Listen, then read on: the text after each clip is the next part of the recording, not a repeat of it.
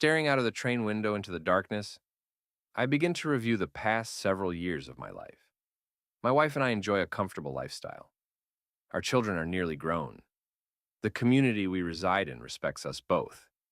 Civic organizations and church groups take up the time that I don't fill with my work and the activities of my children. So, what am I doing sitting on this train as it races toward my home and the life I thought I cherished with the thoughts I have within me right now? I should get up and politely cross in front of this lovely and very sexy creature next to me and simply remove myself from the situation.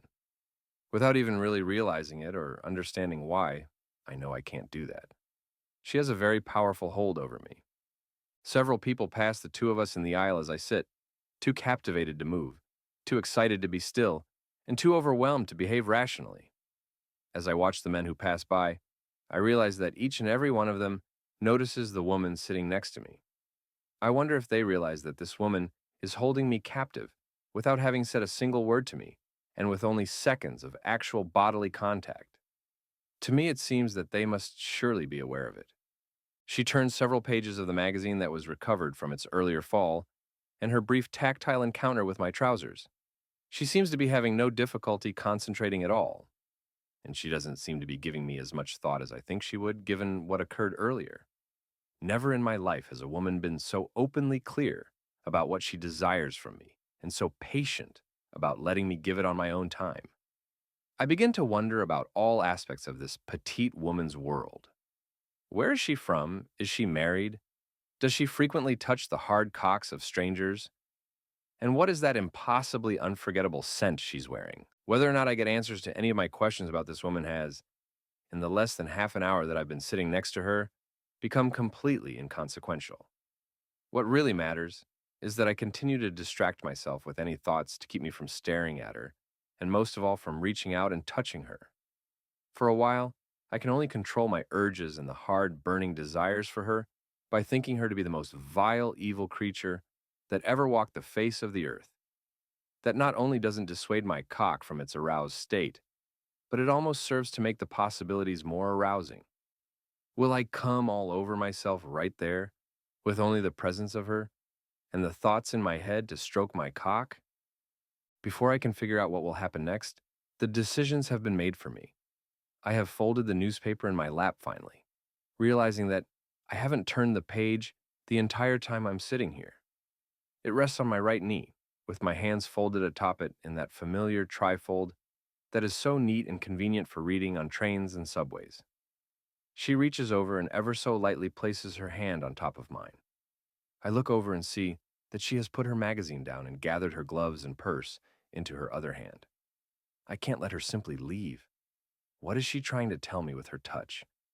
Clearly, words from either of us at this point are useless. Both of us know what we want. Her brown eyes rise to meet mine. She is breathing heavily despite the fact that she appears perfectly poised and calm. Her left hand finally moves off of my folded hands and toward the inner portion of my right thigh. I take a deep breath, one that easily resembles a slight gasp. Never in my life have I been so aroused. For a second I smile widely, thinking that my cock is about to explode through the metal of the zipper in my trousers. She continues to caress my thigh very lightly with her red-tipped index finger. The look in her eyes and the expression on her face give me a look nearly into her soul. I'm still a bit confused about what exactly she expects the two of us to do here and now. I am not given long to linger on these or any other thoughts. She takes my right hand into hers and gently glides it toward her lap. She has, I notice, made the magazine, her purse, and gloves seem to disappear to the other side of her. She is fumbling a bit as she guides my hand onto her skirt. The silk feels like nothing I have ever felt on a woman's body before. It feels free and unencumbered by the trappings of slips, crinolines, or even linings beneath. Suddenly, I realize what she's doing. There is a pocket in her skirt. It is hidden in the folds of the pleats, where a seam is hardly noticeable. She wants me to put my hand in her skirt pocket. As my hand slides cooperatively into the pocket, I am first met with the metal of a small, cool, but familiar object. I quickly bring my left hand over to retrieve the key from the right hand so smoothly that I need not even remove my hand from her skirt pocket. This decision to remove the key with my left hand has been made almost with no conscious ability to question its rationality. As I put the key into the pocket of my trousers, my right hand becomes glaringly aware that beyond the portion of this pocket that held the key, there is no fabric. No pocket facing exists here. The empty space leads directly to the smooth flesh of this mysterious lady. Upon my first contact with the flesh of her upper thigh, or is it her hip, she emits the only sound that I've heard uttered from her. It is a very soft moan that sounds similar to an ah. It is emitted without a blink or flinch from any other part of her body. I freeze. So many questions speed through my mind. At one time, I can't possibly move. The sound of the train wheels against the track seems to have evaporated as the sounds in my head take over my consciousness. My right hand is inside of the false pocket of the elegant silk skirt of a total stranger. It has come to rest on her naked skin. In my left trouser pocket is what I presume to be the key to the roomette that she will occupy for the night. I glance over at her. Now she has closed her eyes and leaned her head back against the seat. Her hands have come to rest on top of mine with the silk of her skirt separating them.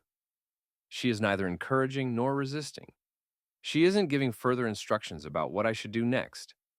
This lady has made her innermost desires very clear in the gentlest but most forward of ways. What else does she have for me to discover? I freeze. So many questions speed through my mind. At one time, I can't possibly move. No man alive with his hand where mine is right at this moment would resist the desire to continue on. My mind imagines the soft, moist hair of her pussy before my hand even becomes oriented well enough under her skirt to determine which direction to go to locate it. However, as I move in the direction of that most desired place between her thighs, I become disoriented, almost confused. Never in my life have I encountered a woman whose pubic area is as completely smooth as the skin of her flat, thin abdomen above. It is unbelievable. My desire for her becomes so overwhelming I can no longer think outside of this moment. I look directly at her face as I make this discovery of her shaved pussy, and I realize that she is taking complete and total delight in my amazement of her secret. Nothing about her reaction indicates any apology for her delight in my response. People continue to move throughout the train car. I'm trying to look as inconspicuous as humanly possible. Who cares that I have my hand on the shaved pussy of a complete stranger with whom I have not spoken one single word? Who cares that my wife is a train car's length away sleeping, I hope? Who cares that my entire life could change for this one moment in my life, where a woman's action, scent, and simple gaze in my direction has left my body with feelings I've never experienced before? The excitement, arousal, and even the danger of it all combine to put my mind and my body in separate places from this point forward. I become more daring now. As my fingers begin to caress her warm, moist pussy, I notice that my cock is beyond any stage of arousal that it has ever experienced before. Pre-cum has already moistened my boxer shorts and the inside lining of my trousers. I want to be touched by her. The desire to fondle and caress this woman in more than just the gentlest, most discreet ways is almost overpowering. But I know that I can't do these things. Not here anyway. No one around me can know exactly what is happening. Neither of us has even shifted closer to each other. To the view of anyone bothering to pay attention, my right arm could easily be behind her skirt or inside of it. Why hasn't she touched me again? What is she waiting for? Is she expecting me to make the first move toward her roomette? Is that even what the key was for? The pleasure of her skin and the moistness of her pussy under her skirt quickly erase these questions from my mind. I become a bit more attentive to the private areas within my reach beneath her skirt now. My fingers explore the outside lips of her pussy and work their way slowly toward even deeper and, I discover, moister ones. She is as drenched with desire as I am. Never before have I known that a woman could be so completely slippery and wet. This woman is incredible. She is completely aroused not only from the physical act of being touched, but from the excitement and the danger of what is happening right now. The physical reaction of her body to her state of arousal rivals that of mine as my cock has hardened and remained so during this entire encounter. Every part of her body is responding to my touch, and it is doing so in a way that is completely imperceptible to anyone but the two of us. Her hips are moving gently back and forth, but only the slightest bit as I caress her clitoris and moisten it with her own juices. She has otherwise hardly moved from where she was when she sat down, and still she has hardly uttered a sound.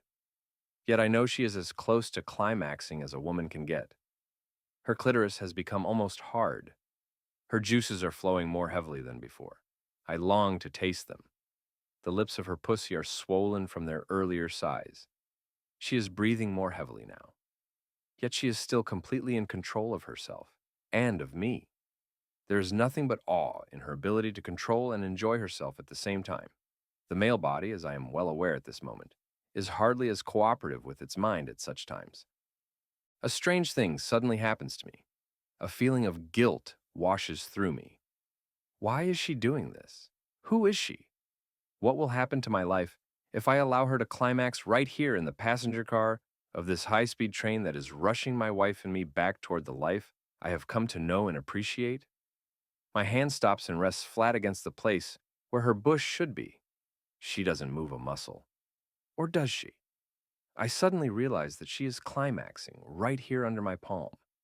Her clit is pulsating and her body is trembling from within. A delicate, satisfied smile is very evident on her face. Nothing in my sexual experience has prepared me for this moment. How can I be distrustful of her for bringing me to the moment where I finally truly understand the pleasure that a woman and a man can have? Sex with my wife hasn't been like this. Guilt gives way to complete understanding that I'm being given an opportunity for pleasure without the complications that could otherwise ensue. The lovely stranger opens her eyes and lifts her head from the place where it has been resting against the seat. She puts her hand firmly against mine with a force that seems to say, "Leave it there and see what happens next." Her clitoris is still pulsating, or is it pulsating again? Are there really multi-orgasmic women in this world? I dutifully leave my hand in place firmly, without moving a muscle. She reaches for her magazine. What is she doing? I continue to try to look inconspicuous.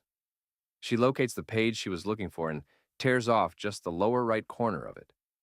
Then, she gently squeezes her thighs together, signaling me to remove my hand from her wet pussy, indicating that she wants me to stop. Slowly and as discreetly as possible, I remove my right hand from her pocket. Casually, I swipe it across my face, licking it discreetly as I do. What next? She's again staring at the bulge in my trousers and waiting for me to regain some composure. The small piece of paper that was torn from the magazine is still held between her fingers. With a deep, relieving breath, I fold my hands in my lap and rest again against the seat, feeling her wetness still coating my fingers. She reaches over and quickly places the small piece of paper into my palm. It happens so smoothly that I almost don't realize that it is her touch that has elevated my already nearly out-of-control state of arousal. The sexy stranger next to me is putting on her gloves and checking her makeup in a gold filigree compact. While she still hasn't spoken a single word to me, her eyes say everything necessary when she glances at me in that way of hers once again. She rises and smooths her clothing. The pleats of her skirt fall perfectly in place, as they were designed to do, with an automatic understanding of the need for discretion. I don't watch her as she leaves and heads back in the direction she came from, what seems like minutes ago. I suppressed my training as I allow the mysterious lady to leave without standing or nodding as she does. The paper she handed me is now grasped in my left hand. It is simple and cryptic at the same time. It is the page number from page 106 of the magazine. I feel for the key inside my left trouser pocket. There isn't a need to look for the room number on it.